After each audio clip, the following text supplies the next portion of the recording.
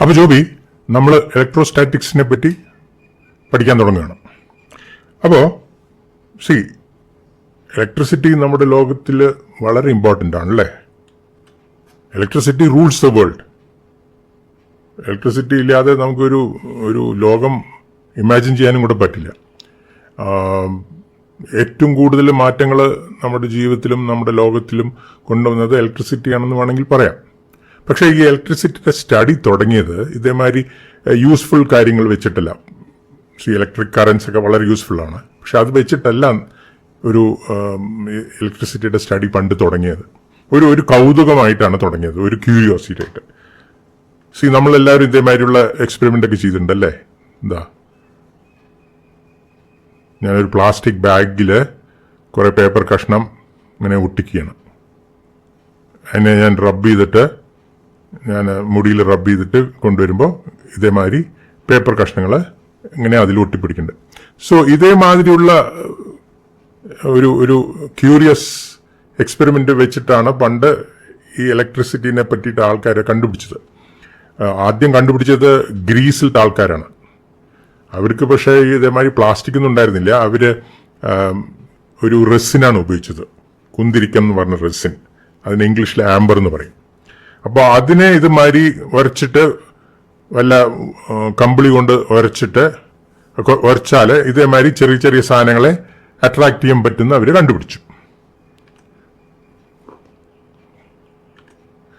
Ancient Greeks discovered that amber ആ റെസിന്റെ പേര് amber എന്നാണ്. മലയാളത്തിൽ കുന്തിരിക്കം എന്ന് പറയും. അതൊരു ഫോസിലൈസ്ഡ് റെസിനാണ്.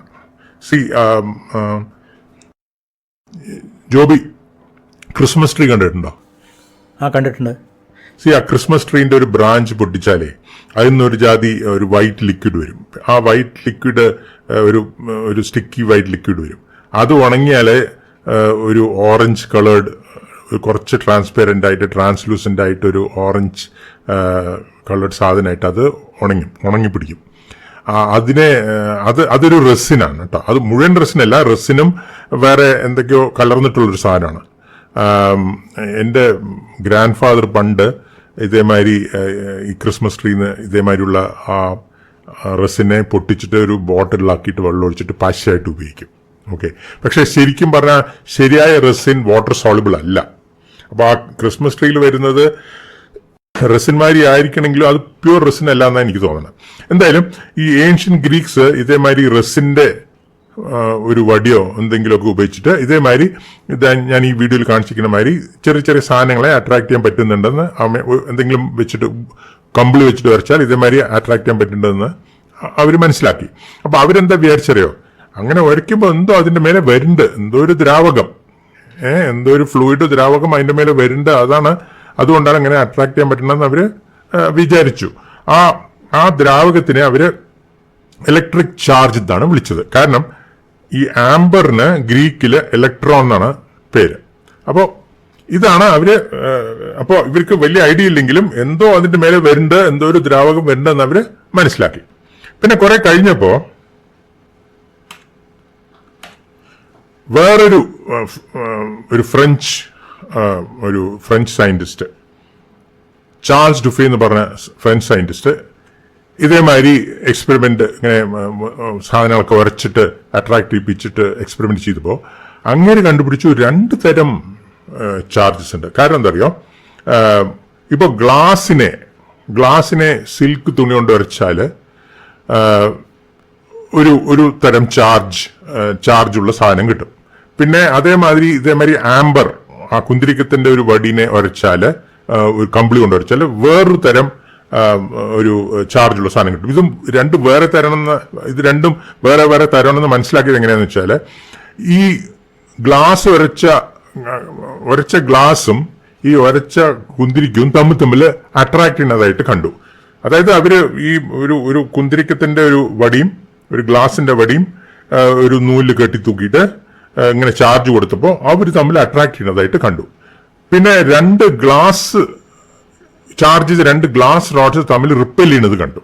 അതേമാതിരി തന്നെ 2 കുന്തിരിക്കം ഇങ്ങനെ റബ്ബ് ചെയ്ത കുന്തിരിക്കം വടികൾ റിപ്പൽ ചെയ്യുന്നത് കണ്ടു. ഇത് കണ്ടുപിടിച്ചത് ഇതേമാതിരി 2 തരം ചാർജ് ഉണ്ടെന്ന് കണ്ടുപിടിച്ചത് ഇങ്ങനെയാണ്, ചാൾസ് ഡുഫി എന്ന് പറഞ്ഞ ആളാണ്. പക്ഷേ ബെഞ്ചമിൻ ഫ്രാങ്ക്ലിൻ എന്ന് പറഞ്ഞ സയന്റിസ്റ്റ് ആണ് അതിനെ പോസിറ്റീവ് ആൻഡ് നെഗറ്റീവ് ചാർജസ് എന്ന് പേര് കൊടുത്തത്. ഓക്കെ, അപ്പോഴും അവർക്ക് എന്താണെന്ന് അറിയില്ല, എന്താ സംഗതി എന്നൊന്നും അറിയില്ല. ഓക്കെ, അപ്പോൾ ഇതേമാതിരി എക്സ്പെരിമെന്റ് ആണ് അവർ ചെയ്തത്. ഇപ്പോൾ ഒരു ഗ്ലാസ് റോഡും വേറൊരു ഗ്ലാസ് റോഡും ഇങ്ങനെ നൂലിൽ ഇങ്ങനെ കെട്ടിത്തൂക്കിയിട്ട് ചാർജ് കൊടുത്താൽ ഇവർ തമ്മിൽ റിപ്പല്ലിനതായിട്ട് കണ്ടു. അതേ സമയത്ത് ഞാൻ ഇവിടെ കുന്തിരിക്കൊന്നുമല്ല ഇട്ടിരിക്കുന്നത്, ഒരു പ്ലാസ്റ്റിക്കിന്റെ റോഡാണ് കേട്ടോ. ആ സമയത്ത് പ്ലാസ്റ്റിക് ഒന്നും ഉണ്ടായിരുന്നില്ല, എന്നാലും ഇത് കുന്തിരിക്കണമെന്ന് വിചാരിച്ചാൽ മതി. അപ്പോൾ ഇതേമാതിരി ഒരു റെസിന്റെ റോഡും ചാർജ് ചെയ്തിട്ട് ഗ്ലാസ് റോഡിന്റെ അടുത്ത് കൊണ്ടുവന്നാൽ ഇതേമാതിരി നൂല് കെട്ടിയിട്ട് അവർ തമ്മിൽ അട്രാക്ട് ചെയ്യുന്നതായിട്ട് കണ്ടു. അപ്പൊ ഇത് അട്രാക്ഷനാണ്, അല്ല ഇത് റിപ്പൽഷനാണ്. റിപ്പൽഷൻ കേട്ടോ, ഇത് അട്രാക്ഷൻ. അപ്പൊ ഇതെന്നാണ് നമ്മൾ ഒരു റൂള്, ഈ ചാർജസിനെ പറ്റിയിട്ടുള്ള റൂള് ആദ്യത്തെ ഒരു റൂള് അവർ മനസ്സിലാക്കുന്നത്. അതെന്താണത്?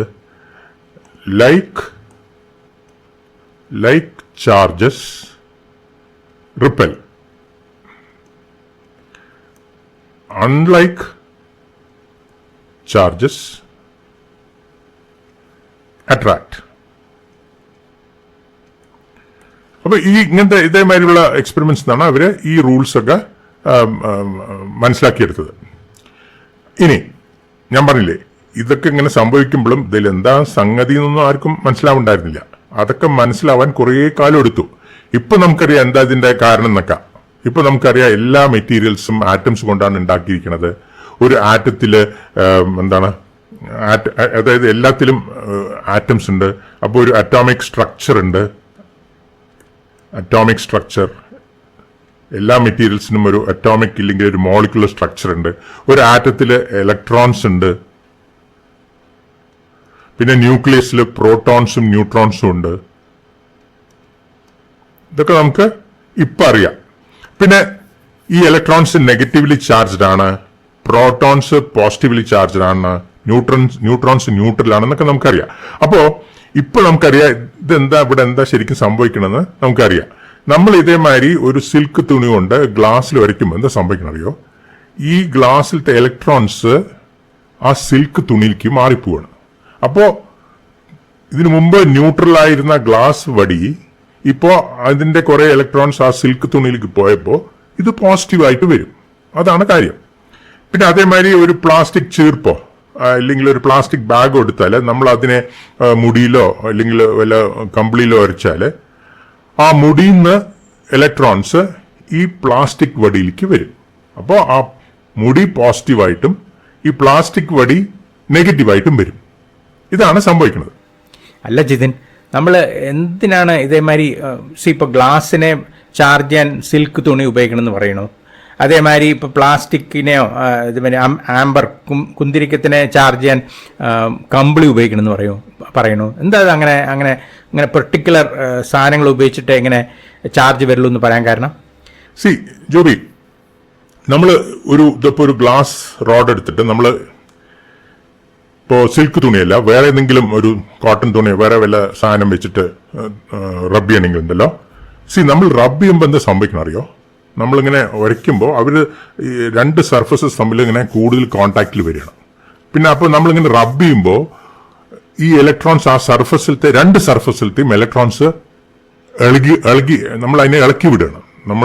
നമ്മളിങ്ങനെ വരയ്ക്കുമ്പോൾ 2 സർഫസിലത്തെയും ഇലക്ട്രോൺസിനെ ഇളക്കി വിടുകയാണ്.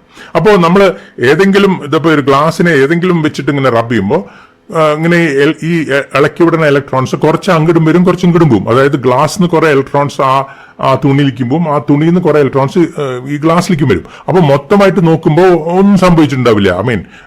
രണ്ടിനും കൂടുതൽ ചാർജോ കുറവ് ചാർജോ ഒന്നും വന്നിട്ടുണ്ടാവില്ല. കുറെ ഇലക്ട്രോൺസ് ഇങ്ങനെ നമ്മളിങ്ങനെ ഇളക്കി വിടുമ്പോൾ കുറെയൊക്കെ എയറിലേക്ക് പോകും, അറ്റ്മോസ്ഫിയറിലേക്ക് പോകും, കുറെയൊക്കെ ചിഹ്നിച്ചു തരും. പക്ഷേ ഓൺ ദി ആവറേജ് നോക്കുകയാണെങ്കിൽ കുറെ ഇലക്ട്രോൺസ് ആ തുണിയിൽ നിന്ന് ഗ്ലാസ്സിലേക്കും അതേമാതിരി ആ ഗ്ലാസും തുണിയിലേക്കും വരും. അപ്പം മൊത്തമായിട്ട് നോക്കണമെങ്കിൽ രണ്ടിനും പുതുതായിട്ട് വലിയ ചാർജ് ഒന്നും വന്നിട്ടുണ്ടാവില്ല. പക്ഷേ നമ്മൾ ഈ സിൽക്കും ഗ്ലാസും കൊണ്ട് വരയ്ക്കുമ്പോൾ ഈ സിൽക്കിനും ഗ്ലാസിനും ഇലക്ട്രോൺസിനെ ആകർഷിക്കാനുള്ള ശക്തി വേറെ വേറെയാണ്. ഓക്കെ, അതായത് ഇതിനെ ഈ ഇലക്ട്രോൺസിനെ ആകർഷിക്കാനുള്ള ശക്തിനെ നമ്മൾ ഇലക്ട്രോൺ അഫിനിറ്റി എന്ന് പറയും. Electron affinity.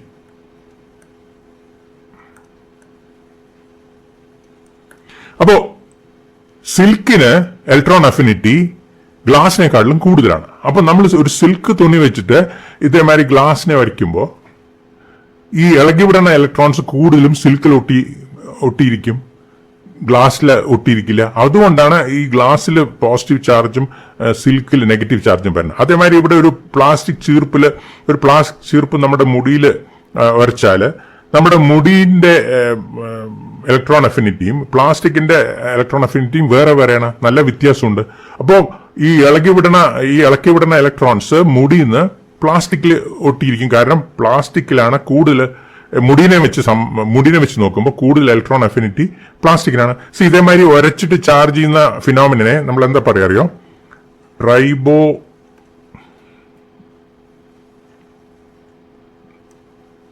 ട്രൈബോ ഇലക്ട്രിക് ചാർജിങ് എന്ന് പറയും. ഓക്കെ, ഇതൊക്കെ ഒരു പേരാണ്, ഞാൻ വെറുതെ പറഞ്ഞു എന്നേ ഉള്ളൂ. അപ്പൊ ഈ ട്രൈബോ ഇലക്ട്രിക് ചാർജിങ് സക്സസ്ഫുൾ ആവണമെങ്കിൽ രണ്ട് വിവിധ ഇലക്ട്രോൺ അഫിനിറ്റി ഉള്ള മെറ്റീരിയൽസ് ചൂസ് ചെയ്യണം. അതായത് നമ്മളിങ്ങനെ രണ്ട് സാധനം വെച്ച് റബ് ചെയ്യുമ്പോൾ ഒരു സാധനത്തിന്റെ ഇലക്ട്രോൺ അഫിനിറ്റി മറ്റേ സാധനത്തിന്റെ ഇലക്ട്രോൺ അഫിനിറ്റിയിൽ നിന്ന് നല്ല വ്യത്യാസം വരണം. എന്നാലേ ഇങ്ങനെ വരച്ചു കഴിയുമ്പോൾ ഇലക്ട്രോൺസ് ഒരു സാധനത്തിൽ കൂടുതൽ ഒട്ടിയിരിക്കുള്ളൂ. വെറുതെ ഏതെങ്കിലും രണ്ട് മെറ്റീരിയൽസ് എടുത്താൽ ഞാൻ പറഞ്ഞ മാതിരി ഇലക്ട്രോൺസ് ഒക്കെ ഇളകും, പക്ഷെ ആ ഇലക്ട്രോൺസ് കുറച്ച് അങ്ങടിക്ക് പോകുന്ന ഇതിലേക്ക് ഒരു മെറ്റീരിയലിലേക്ക് പോകുന്ന ഇലക്ട്രോൺസും മറ്റേ മെറ്റീരിയലിലേക്ക് പോകുന്ന ഇലക്ട്രോൺസും എല്ലാം സെയിം ആയിരിക്കും. അപ്പോൾ അത് കഴിയുമ്പോൾ ഒരു ചാർജും പുതുതായിട്ടൊന്നും വന്നതായിട്ട് നമുക്ക് കാണാൻ പറ്റില്ല. ഓക്കെ. പിന്നെ ജിതിൻ, വേറൊരു കാര്യം, ഈ നമ്മളിപ്പോൾ ഉദാഹരണത്തിന് നമ്മളിപ്പോൾ ഒരു പ്ലാസ്റ്റിക് ചീർപ്പ് നമ്മൾ തലയിൽ വരച്ചിട്ട് ചാർജ് ചെയ്താലേ അത് നമ്മൾ ഒരു ടേബിളിൽ വെക്കുകയാണെങ്കിൽ അത് കുറെ കഴിഞ്ഞാൽ അതിൻ്റെ ചാർജൊക്കെ പോകുന്നുണ്ടല്ലോ, അതെങ്ങനെയാണത്? നമ്മുടെ അറ്റ്മോസ്ഫിയറിൽ നിറയെ വാട്ടർ മോളിക്യൂൾസ് ഉണ്ട്, പ്രത്യേകിച്ച് നമ്മുടെ രാജ്യത്ത് ഇല്ലേ. ഇതപ്പോൾ നമ്മൾ ഈ വീഡിയോ റെക്കോർഡ് ചെയ്യുന്ന റൂമിൽ തന്നെ ഇപ്പോൾ ഹ്യൂമിഡിറ്റി വന്നിട്ട് 85% ആണ്, മഴയൊക്കെ കാരണം. അപ്പോൾ ഇതേമാതിരി കുറെ വാട്ടർ മോളിക്യൂൾസും പിന്നെ അയോൺസും നമ്മുടെ എയറിലുള്ള മോളിക്യൂൾസും ആറ്റംസും ഒക്കെ കുറേയൊക്കെ അയണൈസ്ഡ് ആണ്. എങ്ങനെയാണ് ഈ അയണൈസേഷൻ സംഭവിക്കുന്നത്? നമ്മുടെ ഭൂമിയിൽ കൂടി നിരന്തരമായിട്ട് കോസ്മിക് റേസ് ഒക്കെ പോയിക്കൊണ്ടിരിക്കുന്നുണ്ട്. പിന്നെ ചെറുതായിട്ട് റേഡിയോ ആക്ടിവിറ്റി നമ്മുടെ ഭൂമിയിൽ വലുതായിട്ടില്ലെങ്കിലും ചെറുതായിട്ടൊക്കെ അവിടെ ഇവിടെയൊക്കെ റേഡിയോ ആക്ടിവിറ്റി ഉണ്ട്. അപ്പൊ ഈ റേഡിയോ ആക്ടിവിറ്റിയിൽ നിന്ന് വരുന്ന റേസും ഈ കോസ്മിക് റേസും ഒക്കെ നമ്മുടെ ഈ അറ്റ്മോസ്ഫിയറിലത്തെ മോളിക്യൂൾസ് ആയിട്ടും ആറ്റംസ് ആയിട്ട് ഇന്ററാക്ട് ചെയ്യുമ്പോൾ അവരെ അയണൈസ് ചെയ്യും. അപ്പോൾ കുറെ പോസിറ്റീവ് അയോൺസും നെഗറ്റീവ് അയോൺസും ഇങ്ങനെ അലഞ്ഞു തിരിഞ്ഞ് നടക്കേണ്ടത് നമ്മുടെ അറ്റ്മോസ്ഫിയറിൽ. ഈ അയോൺസ് ഒക്കെ വന്നിട്ട് നമ്മളിപ്പോൾ ചാർജ് ചെയ്ത് ചീർപ്പിലൊക്കെ മുട്ടിയിട്ട് അതിലത്തെ ചാർജസിനൊക്കെ ന്യൂട്രലൈസ് ചെയ്യും. ഇല്ലിപ്പോ പ്രത്യേകിച്ച് മോയ്സ്ചർ കൂടുതലുണ്ടെങ്കിൽ ഈ നമ്മുടെ വാട്ടർ മോളിക്യൂൾസിൽ ഒരു വാട്ടർ മോളിക്യൂൾ ന്യൂട്രലാണ്, അതിന് നെറ്റ് ചാർജ് ഇല്ല. പക്ഷെ എന്നാലും അതിന്റെ പോസിറ്റീവ് ചാർജിന്റെ സെന്ററും നെഗറ്റീവ് ചാർജിന്റെ സെന്ററും തമ്മിൽ ചെറിയൊരു അകലമുണ്ട്. അപ്പോ ഇങ്ങനത്തെ ഒരു വാട്ടർ മോളിക്യൂളിനെ നമ്മൾ ചാർജ് ചെയ്ത് വെച്ച ചീർപ്പിൽ അട്രാക്ട് ചെയ്യാൻ ഒരു ടെൻഡൻസി ഉണ്ടാവും. അപ്പൊ ഇതേമാതിരി അങ്ങനെ ഈ നമ്മുടെ എയറിലത്തെ വാട്ടർ മോളിക്യൂൾസ് ഒക്കെ ഈ ചാർജ് ചെയ്ത ചീർപ്പ് ഇങ്ങനെ ഒട്ടിയിട്ട് ഒരു ചെറിയൊരു ഒരു വാട്ടർ ലെയർ ഇങ്ങനെ ഫോം ചെയ്യും. അപ്പോൾ ഈ വാട്ടർ ലെയർ ഒരു ചെറിയൊരു കണ്ടക്ടറാണ്. ചെറിയ കണ്ടക്ടർ പറഞ്ഞാൽ ഒരു വീക്ക് കണ്ടക്ടറാണ്. അപ്പോൾ നമ്മളുടെ ചീർപ്പിലുള്ള ആ ചാർജസ് ഒക്കെ ഈ വാട്ടർ ലെയറിലേക്ക് എസ്കേപ്പ് ചെയ്തിട്ട് ഇങ്ങനെ അലഞ്ഞു തിരിഞ്ഞ് നടക്കുമ്പോൾ കൂടുതൽ ചാൻസ് ആണ് അറ്റ്മോസ്ഫിയറിലേക്ക് എസ്കേപ്പ് ചെയ്യാൻ. അപ്പോൾ ഇതേമാതിരി മെക്കാനിസംസ് കൊണ്ടാണ് നമ്മളൊരു ചാർജ് ചെയ്ത സാധനം വെക്കുമ്പോൾ കുറെ പെട്ടെന്ന് അതിന്റെ ചാർജൊക്കെ ഡിസിപ്പേറ്റഡ് ആവുന്നത്. നിങ്ങൾ ബുക്കിലൊക്കെ വായിച്ചിട്ടുണ്ടാവും, ജോബി വായിച്ചിട്ടുണ്ടാവും. ഇപ്പോ അതായത് നമ്മളിപ്പോ ഒരു സായിപ്പിന്റെ ഒക്കെ രാജ്യങ്ങളിലെ അവിടെ എല്ലാവിടെയും തണുപ്പൊക്കെയുള്ള സായിപ്പിന്റെ രാജ്യങ്ങളിൽ വീട്ടിലൊക്കെ ഫുൾ കാർപ്പറ്റ് ഒക്കെ ആയിരിക്കുമല്ലോ, വാൾ ടു വാൾ കാർപ്പറ്റ് ഒക്കെ ആയിരിക്കുമല്ലോ. അപ്പൊ അതിന്റെ മേലെ നടന്നാൽ നമ്മുടെ മേലെ ചാർജ് വരും. എന്നിട്ട് നമ്മൾ ഒരു ഡോറിന്റെ മെറ്റൽ ഡോർ ഹാൻഡിൽ തൊടാൻ പോകുമ്പോൾ ആ മെറ്റൽ ഡോർ ഹാൻഡിലും നമ്മുടെ കൈയും തമ്മിൽ ഒരു സ്പാർക്ക് ഉണ്ടാവും എന്നൊക്കെ എഴുതി കണ്ടിരിക്കും. പക്ഷെ അതൊന്നും ഇവിടെ നടക്കില്ല. കാരണം എന്താ പറയുക, ഇവിടെ ഹൈ ഹ്യൂമിഡിറ്റി സ്ഥലങ്ങളാണ്. അപ്പോൾ പെട്ടെന്ന് തന്നെ ചാർജൊക്കെ നമ്മളൊരു സാധനം ചാർജ് ചെയ്ത് പെട്ടെന്ന് അത് ഡിസിപ്പേറ്റഡ് ആവും. ഇപ്പം നല്ലോണം ഇലക്ട്രോസ്റ്റാറ്റിക് ചാർജൊക്കെ കുറേ നേരം അങ്ങനെ ഇരിക്കണമെങ്കിൽ അതൊരു ഡ്രൈ സ്ഥലത്താണ് അതങ്ങനെ കൂടുതൽ സംഭവിക്കാം. ഓക്കെ, അപ്പോൾ ഇനി ഞാനിപ്പോ ഈ ചീർപ്പിനെ പറ്റിയിട്ടും പ്ലാസ്റ്റിക് ചീർപ്പിനെ പറ്റിയിട്ടും എന്താ പറയാ ഗ്ലാസിനെ പറ്റിയിട്ടൊക്കെ പറഞ്ഞല്ലോ. ഇതിന്റെ മേലെ നമ്മൾ വല്ല ചാർജ് ഇട്ടാലുണ്ടല്ലോ, ആ ചാർജ് നമ്മൾ എവിടെ ഇട്ടോ അത് അവിടെ തന്നെ ഇരിക്കും. ആ ചാർജസ് അവിടുന്ന് അനങ്ങില്ല. അപ്പൊ അതേമാതിരി ഈ ചാർജസിന് അനങ്ങാൻ സമ്മതിക്കാത്ത സാധനങ്ങളെ ഇതേമാതിരി ഇൻസുലേറ്റേഴ്സ് എന്ന് വിളിക്കും. ഇൻസുലേറ്റേഴ്സ്. അപ്പോൾ ഇൻസുലേറ്റേഴ്സിന്റെ എക്സാമ്പിൾ ആണ് ഇൻസുലേറ്റേഴ്സ്. ഗ്ലാസ്, പ്ലാസ്റ്റിക്, പിന്നെ വുഡ്, ഇതേമാതിരി കുറെ ഇൻസുലേറ്റേഴ്സ് ഉണ്ട്. അപ്പൊ ഇതിലൊക്കെ നമ്മൾ വല്ല ചാർജ് ഇട്ടാല് അത് അവിടെ തന്നെ ഇരിക്കും. ഞാൻ പറഞ്ഞ മാതിരി അവിടെ തന്നെ ഇരിക്കും പറഞ്ഞാൽ അത് അനങ്ങില്ല, ആ മെറ്റീരിയലിൽ എവിടെയും അനങ്ങില്ല. പക്ഷേ ഞാൻ പറഞ്ഞില്ലേ അറ്റ്മോസ്ഫിയറിലത്തെ അയോൺസും വാട്ടർ വേപ്പറക്കാരും അത് ആ ചാർജസ് അവിടുന്ന് ഡിസിപ്പേറ്റഡ് ആവും, അത് വേറെ കാര്യം. ഇനി വേറെ മെറ്റീരിയൽസ് നമുക്കറിയാം, ഈ കണ്ടക്ടേഴ്സ് എന്ന് പറഞ്ഞ വേറെ മെറ്റീരിയൽസ് ഉണ്ട്. അതായത് മെറ്റൽസ് ഒക്കെ കണ്ടക്ടേഴ്സ് ആണ്. ഇപ്പോൾ കോപ്പർ, സിൽവർ, അയൺ, ഗോൾഡ്, ഇതൊക്കെ കണ്ടക്ടേഴ്സ് ആണ്.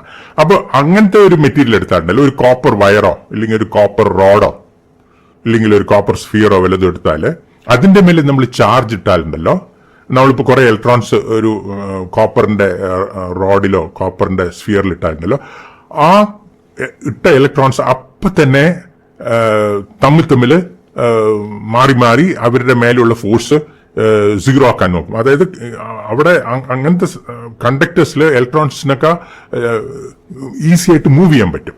ഓക്കെ, അപ്പോ ഇതെങ്ങനെയാണെന്ന് വെച്ചാല് ഈ ഞാൻ പറഞ്ഞില്ലേ കോപ്പർ ഒരു കണ്ടക്ടറാണെന്ന് പറഞ്ഞില്ലേ, അതൊരു ആറ്റത്തിന്റെ പ്രോപ്പർട്ടി അല്ല, അതൊരു കോപ്പർ സോളിഡിന്റെ പ്രോപ്പർട്ടിയാണ്. ഓക്കെ, ഒരു കോപ്പർ ആറ്റം, കുറെ കോപ്പർ ആറ്റംസിനെ നമ്മൾ ഒരുമിച്ച് കൊണ്ടുവന്നാൽ അതൊരു കോപ്പർ സോളിഡ് ആവും, ഒരു കോപ്പർ ക്രിസ്റ്റൽ ആവും.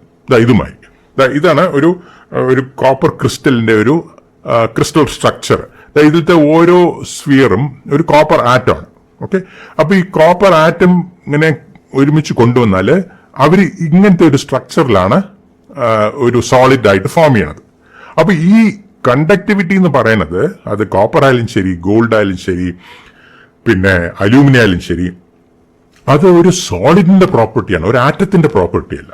ഓക്കെ, അപ്പോ എന്താ സംഭവിക്കണമെന്ന് വെച്ചാൽ ഇങ്ങനെ ഇതേമാതിരി ആറ്റംസിനെ മെറ്റാലിക് കോപ്പർ ഇതേമാതിരി സോളിഡ് കോപ്പർ ആറ്റംസ് ഇല്ലെങ്കിൽ ഗോൾഡ് ആറ്റംസിനൊക്കെ ഇങ്ങനെ ഒരു സോളിഡ് ആക്കിയിട്ട് ഫോം ചെയ്താൽ കുറെ ആറ്റംസിനെ കൊണ്ടുവരുമ്പോഴേ ഇതേമാതിരി ഒരു ക്രിസ്റ്റൽ ഉണ്ടാവണതും ഒരു സോളിഡ് ഉണ്ടാവണതും. അങ്ങനെ സംഭവിക്കുമ്പോൾ ഈ ആറ്റത്തിലത്തെ ഔട്ടർ ഇലക്ട്രോൺസ് ഒക്കെ ഈ എല്ലാ കോപ്പർ ആറ്റംസിന്റെയും ഒരു കോമൺ പ്രോപ്പർട്ടി ആയിട്ട് മാറും. ഈ എല്ലാ കോപ്പർ ആറ്റംസിന്റെയും പബ്ലിക് പ്രോപ്പർട്ടി ആയിട്ട് മാറും. അതായത് ഈ ഒരു കോപ്പർ ആറ്റത്തിലത്തെ ഔട്ടർ ഇലക്ട്രോൺസ് ആ ആറ്റം വിട്ടിട്ട് ഇങ്ങനെ ആ സോളിഡിൽ മുഴുവൻ ഇങ്ങനെ അലഞ്ഞു തിരിഞ്ഞ് നടക്കും. അപ്പൊ അങ്ങനെ ആ ഔട്ടർ ഒരു കോപ്പർ ആറ്റത്തിലത്തെ ഔട്ടർ ഇലക്ട്രോൺസ് ഔട്ടർ ഓർബിറ്റൽസിലത്തെ ഇലക്ട്രോൺസ് ആ പാരന്റ് ആറ്റത്തിന് വിട്ടിട്ട് ഇങ്ങനെ സോളിഡിൽ മുഴുവൻ അലഞ്ഞു തിരിഞ്ഞ് നടക്കണ അങ്ങനത്തെ ഇലക്ട്രോൺസിനെ ഇലക്ട്രോൺ സി എന്ന് പറയും. Electron C. എന്നിട്ട് അങ്ങനത്തെ ഇലക്ട്രോൺസിനെ ഫ്രീ ഇലക്ട്രോൺസ് എന്ന് പറയും. ഈ ഫ്രീ ഇലക്ട്രോൺസ് കാരണമാണ് ഒരു കണ്ടക്ടർ ആവണത്. ഈ ഫ്രീ ഇലക്ട്രോൺസ് എന്ന് പറഞ്ഞാൽ അവർക്ക് നല്ല ഈസി ആയിട്ട് ആ മെറ്റലിൽ മുഴുവൻ മൂവ് ചെയ്യാം, ആ സോളിഡിൽ മുഴുവൻ മൂവ് ചെയ്യാം. ഞാൻ ഒന്നും കൂടെ പറയണേ, ഈ കണ്ടക്ടിവിറ്റി എന്ന് പറയുന്നത് ഒരു ആറ്റത്തിന്റെ പ്രോപ്പർട്ടി അല്ല, ഒരു സോളിഡിന്റെ പ്രോപ്പർട്ടിയാണ്. ഓക്കെ, അപ്പൊ ഇതേമാതിരിയുള്ള കണ്ടക്ടേഴ്സ് എടുത്താൽ നമ്മൾ അതിന്റെ മേലെ കുറച്ച് ചാർജ് ഇട്ടാറുണ്ടല്ലോ, കാരണം നമ്മൾ ഇടുന്ന ചാർജസ് ഈ ഫ്രീ ഇലക്ട്രോൺസിന്റെ കൂടെ ചേരും. അപ്പോൾ നമ്മൾ ഇതിനു മുമ്പ് പഠിച്ചല്ലോ, ലൈക്ക് ചാർജസ് റിപ്പൽ. അപ്പോൾ രണ്ട് ഇലക്ട്രോൺസ് അടുത്തടുത്ത് കൊണ്ടുവന്നാൽ അവർ റിപ്പൽ ചെയ്യും അല്ലെ? ഇങ്ങനെ ഒരു ഇലക്ട്രോൺ അടുത്തടുത്ത് കൊണ്ടുവന്നാൽ അവർ റിപ്പൽ ചെയ്യും. അപ്പോൾ അങ്ങനെ റിപ്പൽ ചെയ്യുന്ന കാരണം ഇവർ അടുത്ത് ഇങ്ങനെ നമ്മൾ വേറെ ചീർപ്പൊക്കെ എടുത്തിട്ട് ചാർജ് ചെയ്തിട്ട് ഒരു കോപ്പർ സ്ഫിയറിന്റെ മേലെ ആ ചാർജസിനെ നമ്മൾ ട്രാൻസ്ഫർ ചെയ്താലുണ്ടല്ലോ, ചാർജസ് ആ ചീർപ്പിലിരിക്കുമ്പോൾ അത് അവിടെ തന്നെ ഇരിക്കും. പക്ഷെ ആ ചാർജസിനെ ട്രാൻസ്ഫർ ചെയ്തിട്ട് ഒരു കോപ്പർ സ്ഫിയറിലാക്കിയാൽ ഇവർ തമ്മിൽ സെപ്പറേറ്റ് ചെയ്യും. സെപ്പറേറ്റ് ചെയ്തിട്ട് എത്രയും ദൂരം തമ്മിൽ ഉണ്ടാക്കാൻ പറ്റുമോ അത്രയും ദൂരം ഉണ്ടാക്കാൻ നോക്കും. എന്നിട്ട് അവരുടെ മേലെയുള്ള ഫോഴ്സസ് ഒക്കെ സീറോ ആക്കാൻ നോക്കും. ഇതാണ് ഒരു മെറ്റലിന്റെ സ്വഭാവം, നമ്മൾ അതിന്റെ മേലെ ചാർജ് ഇട്ടാൽ. ഇനി ഞാൻ പറഞ്ഞ മാതിരി ഒരു മെറ്റലിനെ ചാർജ് ചെയ്യാൻ നമ്മൾ ഇതേമാതിരി കുറെ ചാർജസ് അതിന്റെ മേലെ കോണ്ടാക്ട് വെച്ചിട്ട് ഇടാം. പക്ഷെ അതല്ലാതെ വേറൊരു വഴിയുണ്ട്. ഓക്കെ, അതിന് ഇൻഡക്ഷൻ എന്ന് പറയും.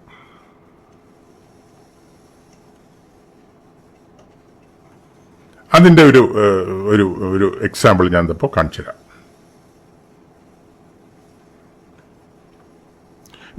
ഇവിടെ ഞാനൊരു കോപ്പർ സ്ഫിയറിനെ ഒരു ഇൻസുലേറ്റിംഗ് സ്റ്റാൻഡിന്റെ മേലെ വെച്ചിട്ടുണ്ട്. ഒരു കോപ്പർ സ്ഫിയറിനെ ഒരു ഇൻസുലേറ്റിംഗ് സ്റ്റാൻഡിന്റെ മേലെ വെച്ചിട്ടുണ്ട്.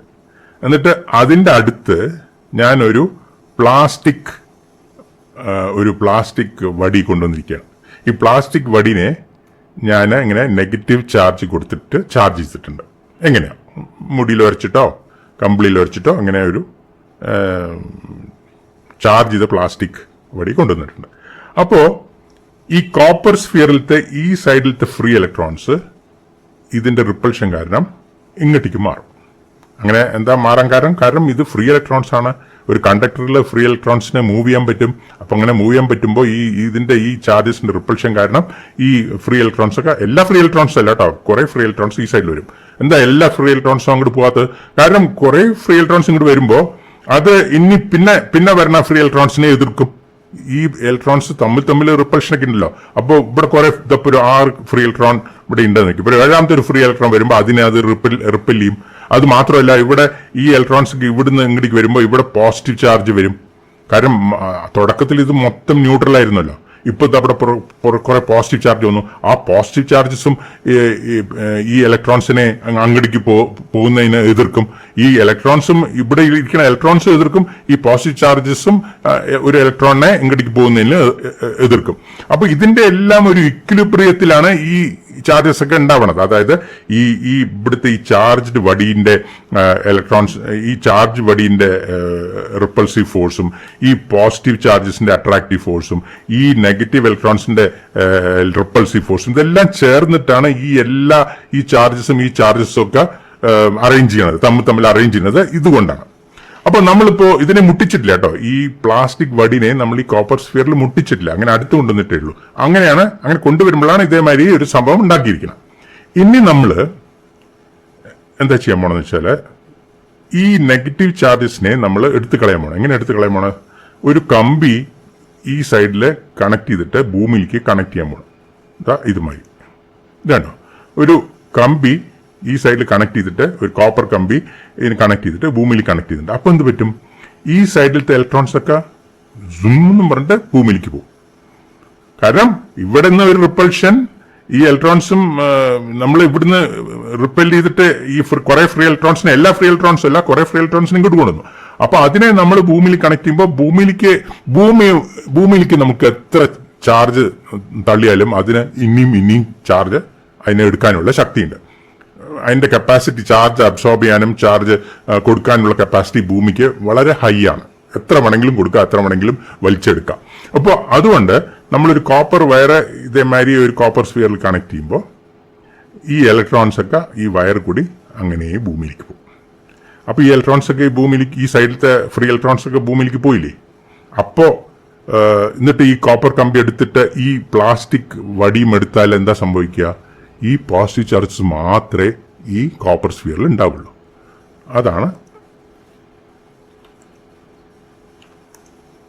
ഇവിടെ കാണുന്നത്. അപ്പോൾ നമ്മൾ ഈ സൈഡിലത്തെ ഫ്രീ ഇലക്ട്രോൺസിനെയൊക്കെ ഭൂമിയിലേക്ക് തള്ളി, പിന്നെ ആ പ്ലാസ്റ്റിക് റോഡിനെ അവിടുന്ന് മാറ്റി. അപ്പോൾ ബാക്കി ഇതിൽ ഇരിക്കുന്നത് എന്താണ്? ആ പോസിറ്റീവ് ചാർജസ് മാത്രം. അപ്പോൾ ഇത് കണ്ടോ, ഇതൊരു ഇൻട്രസ്റ്റിംഗ് വേ ആണ് ഈ ഒരു മെറ്റലിനെ ചാർജ് ചെയ്യാൻ. ഇങ്ങനെ ചാർജ് ചെയ്യുന്ന മെത്തേഡിനെ ഇൻഡക്ഷൻ എന്ന് പറയും. ഇൻഡക്ഷൻ ചാർജിങ് ഇല്ലെങ്കിൽ ഇൻഡക്ഷൻ എന്ന് പറയും, ഇലക്ട്രോസ്റ്റാറ്റിക് ഇൻഡക്ഷൻ എന്ന് പറയും. ഇതൊരു നല്ല രസമുള്ള കാര്യമല്ലേ ജോബി? അതെ. അപ്പൊ ഇതേമാതിരി ഒരു ഡയറക്റ്റ് ആയിട്ട് പോസിറ്റീവ് ചാർജ് ഇതിന്റെ മേലെ ഇടുന്നതിന് പകരം നമ്മൾ ഇങ്ങനെയാണ് ഒരു മെറ്റൽ സ്ഫിയറിനെ ചാർജ് ചെയ്യാൻ പറ്റുന്നത്. അപ്പോൾ ഇതേ സാധനം നമുക്ക് ഇൻസുലേറ്റേഴ്സിന് പറ്റില്ല, അപ്പൊ ഇതേമാതിരി ഒരു ഇൻഡക്ഷൻ ചാർജിങ് പരിപാടി കണ്ടക്ടേഴ്സിൽ പറ്റുള്ളൂ. ഓക്കെ, അപ്പോ നമ്മൾ ഇതേമാതിരി ഒരു ഇൻഡക്ഷന്റെ ഒരു എക്സ്പെരിമെന്റ് പണ്ട് ജോബി ചെയ്ത ഒരു എക്സ്പെരിമെന്റ് ഒരു വീഡിയോ ആയിട്ട് ഞങ്ങൾ അപ്ലോഡ് ചെയ്യുന്നുണ്ട്. അപ്പോൾ അതും ഒന്ന് കാണാം. അതൊരു പഴയ വീഡിയോ ആണ്, എന്നാലും ഒന്ന് കാണാം. അപ്പോൾ നമുക്ക് ഈ വീഡിയോ ഇവിടെ നിർത്താം. ഇലക്ട്രോസ്റ്റാറ്റിക്സിനെ പറ്റി കുറച്ചും കൂടെ പറയാനുണ്ട്, അത് നമുക്ക് അടുത്ത വീഡിയോയിൽ പറയാം. ഓക്കെ, ശരി.